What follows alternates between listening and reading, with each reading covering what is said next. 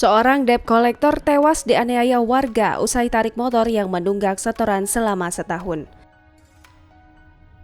Debt collector kembali menjadi korban penganiayaan. Bahkan kali ini, debt collector tersebut dianiaya hingga tewas. Seorang debt collector tewas dianiaya warga di Sagalaherang, Kabupaten Subang pada Jumat petang 4 Juni 2021. Dia diduga tewas dikeroyok usai menarik kendaraan roda 2 milik kreditur warga Ujung Berung, Kota Bandung. Sepeda motor tersebut diduga telat setoran selama 1 tahun. Saat diambil, sepeda motor tersebut sedang digunakan di wilayah Jalan Cagak, Kabupaten Subang pada Jumat siang 4 Juni 2021.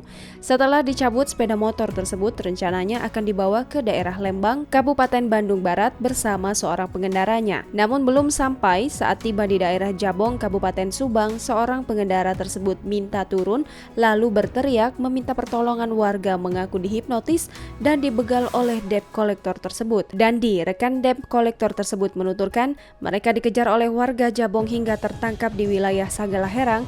Bahkan rekaman CCTV menunjukkan debt collector tersebut sempat ditabrak. Setelah ditabrak, korban lalu dibawa oleh warga yang mengejar ke tempat sepi. Setelah dipukuli, korban dibawa ke Polsek Sagalaherang.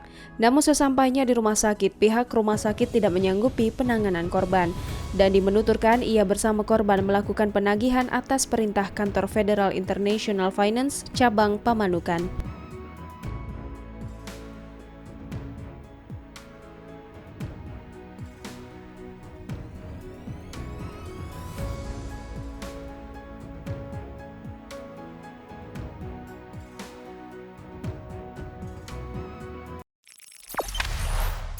Jangan lupa subscribe, share, komen, dan like ya.